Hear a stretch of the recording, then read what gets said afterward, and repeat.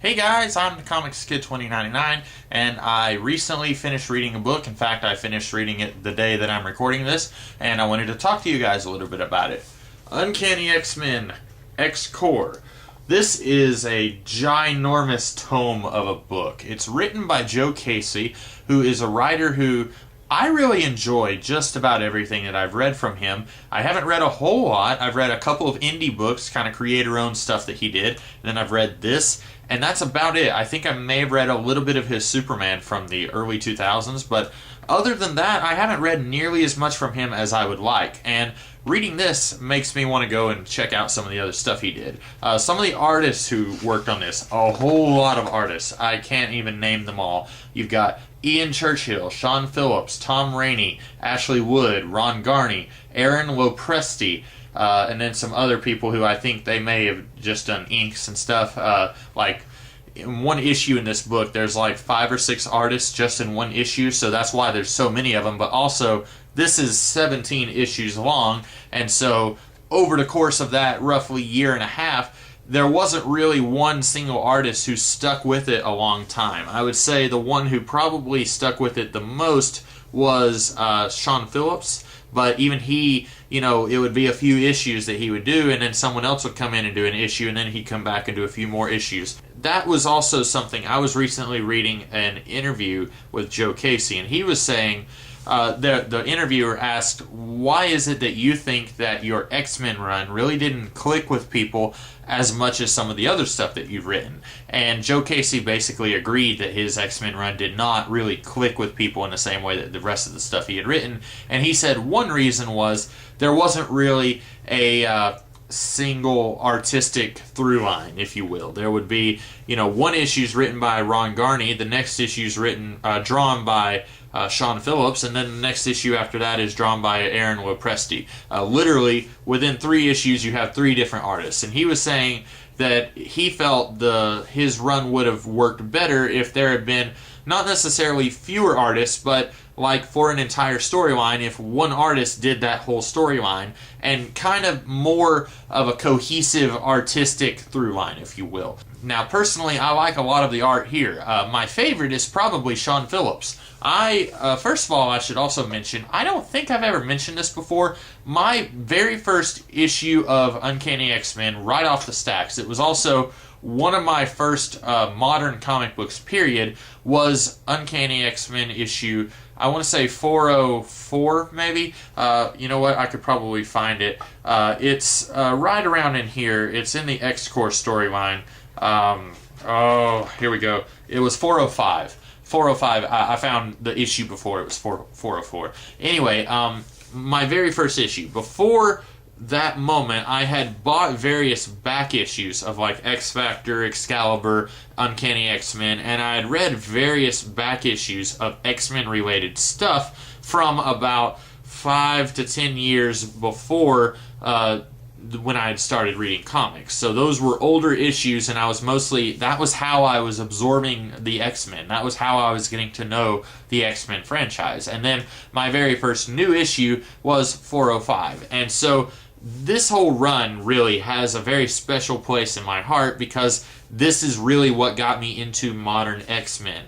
And does it hold up? I'm going to say, yeah, I think it does. The first chunk of it is called the Poptopia storyline, and in my opinion, it's the weakest. It's basically just a rehash of the Mutant Massacre. You've got a group of really ugly mutants living in the sewers under Great Britain, and this guy called Mr. Clean, he has like a flamethrower and grenades and stuff, and he is tracking them down and trying to kill them, and the X-Men are trying to save these mutants. And that's pretty much the Mutant Massacre. It's shorter than the Mutant Massacre. It doesn't draw on nearly as long, but really, it doesn't do anything to improve on this idea. I think if you told me that somebody was going to basically be remaking a storyline from 20 years ago, the only reason that I would ever be okay with that is if they were taking that story and improving it in some way, taking the concept and doing something new and interesting with it, or just executing it better. And this isn't that. I really like Joe Casey's work, like I said, and that was definitely the weakest part of this whole book, where it really just feels like Joe Casey is just doing Mutant Massacre, but worse than the actual Mutant Massacre. Everything else about the book is really good, though. And I mentioned that I read an interview with Joe Casey where he was talking about things that he felt went wrong with his X-Men run. One thing that he said was that he took this job just to boost his career. He didn't really believe in the X-Men. He didn't really have a great love for these characters. And he was comparing his run to Grant Morrison, and he was saying, and I think rightly so, if Grant Morrison is doing a book and then you are doing a companion book to his book, you are going to fail. I've said that before about the New 52 Superman stuff, where Grant Morrison was doing Action Comics and George Perez was doing Superman. Everyone was talking up Grant Morrison's Action Comics like it was the greatest thing in the world, and basically nobody was talking about Superman because it wasn't being done by Grant Morrison. And in the same way, everyone remembers Grant Morrison's New X-Men, even if they don't necessarily remember it in a fond light. I will say that the X-Men fan base is pretty divided about Grant Morrison's run, but even the people who don't like it, they still remember it. Not a lot of people talk about Joe Casey's run on Uncanny X-Men, and Joe Casey was saying, in addition to Grant Morrison kind of overshadowing him, he was also saying that he just didn't really have any burning desire to write the X-Men. He didn't really have anything that he felt he could bring to the table. He was doing this basically just to kind of put his name out there. And he was saying that since then, he has learned, don't do that. If you are going to take a job on a comic book, don't do it just to make your career a little bit brighter. Do it because you like that character or you have stories that you want to tell. Now, having said that, not to disagree with Joe Casey, but I do disagree with him. I think that there is something that he brings to the table here, and I think that is the themes that he is working with in this book.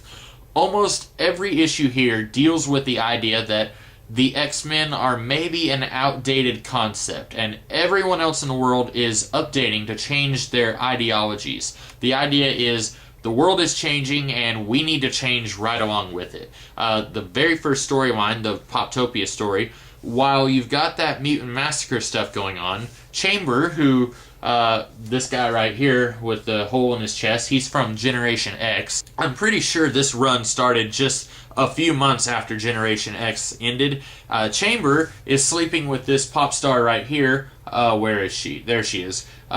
Basically a British version of like Miley Cyrus or Paris Hilton, something like that.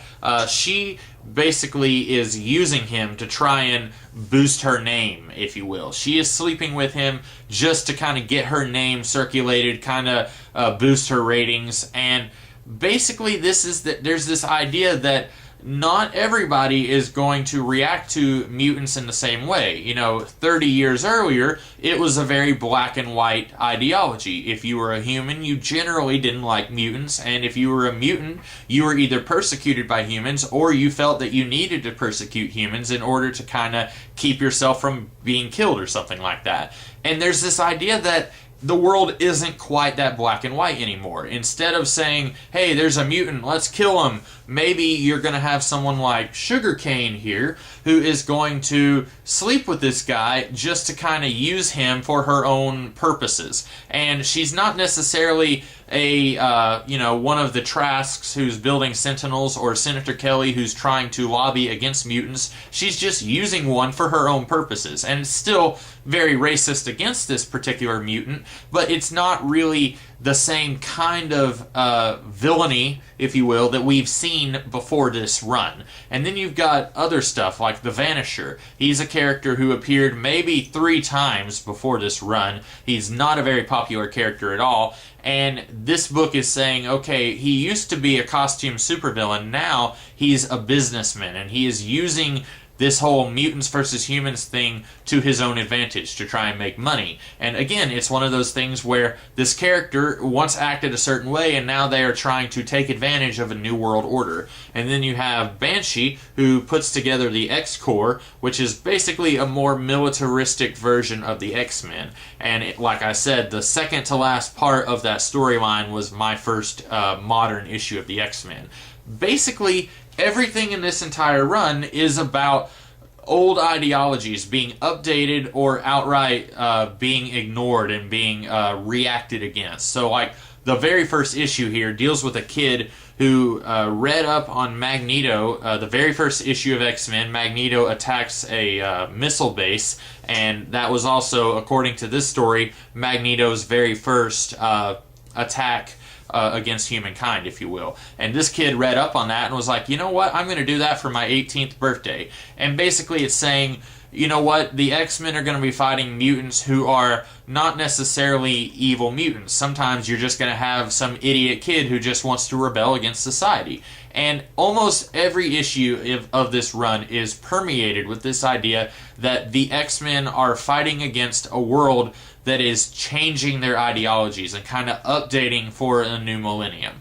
And I personally really like that. It's an idea that isn't really present in the X-Men books anymore. But at the same time, I think that the X-Men books of today definitely owe a little bit of something to Joe Casey's run on the X-Men. If you look at Banshee's X-Corps, which is basically a group of mutants who are willing to do just about anything just to kind of keep the peace, if you will, that's kind of sort of similar to what Cyclops and his band of Weapon X-Men are doing right now. Granted, I haven't read as much of the post-Avengers vs. X-Men stuff as I would like, but Cyclops is basically, he is willing to let his image be tarnished if it is going to help mutants out. And that's just slightly different from what Banshee's doing here. Banshee is willing to put on almost this fascist air if it means that mutants and humans are eventually going to be able to coincide with each other. And that's really the big difference between what Cyclops is doing now and what Banshee was doing here,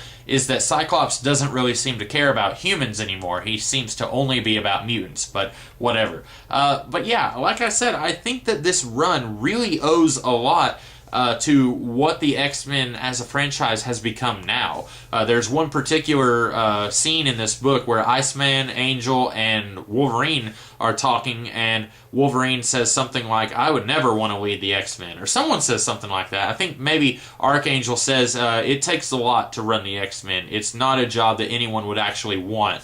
And Wolverine says, yeah, you're probably right. And of course, ever since Schism, Wolverine has been leading half of the X-Men, and he's been the headmaster of a school. I don't know what's going on with him now. I think he's going to be dying shortly, very soon. They've been publicizing that for several months now. This book, really, in a lot of ways, it kind of foreshadows the following decade of X-Men comics. And I think it's very unfair that this run is basically forgotten when so much of the X-Men today owes itself to what happened in this book. And this isn't so much in the X-Men, but later on, after this run, Joe Casey was doing Wildcats 3.0. And I haven't read any of that, but everything I've heard has me very interested in that. And not just Joe Casey's Wildcats, but recently I've had this really burning desire to read a lot of the Wildstorm stuff, like The Authority and Stormwatch, Planetary. Of course, I've read a lot of that. I've read a couple years of The Authority, and I've read all of Planetary, but reading up on Joe Casey's stuff here, I really want to seek out what he was doing in the Wildstorm universe, and then I kind of want to just read some more Wildstorm stuff, but that's neither here nor there. But one thing that Casey did in Wildcats 3.0, he had this idea that if superheroes really existed, they wouldn't all necessarily just put on a costume and go punch bad guys. Some of them might use their abilities and their talents in different ways. For example, that run had one of the members of the Wildcats. He is leading a corporation. He is the CEO of this giant corporation, and he is using that corporation for the good of mankind. He is trying to use it to benefit mankind, which ultimately helping mankind is basically the single goal of any given superhero. Almost every superhero, that is their goal. They may have different ways of going about that goal, or they may have smaller sects of that goal, little categories underneath that big, broad goal, but really all of them are about that. And so in the Wildcats, he had these superheroes using this corporation to their advantage.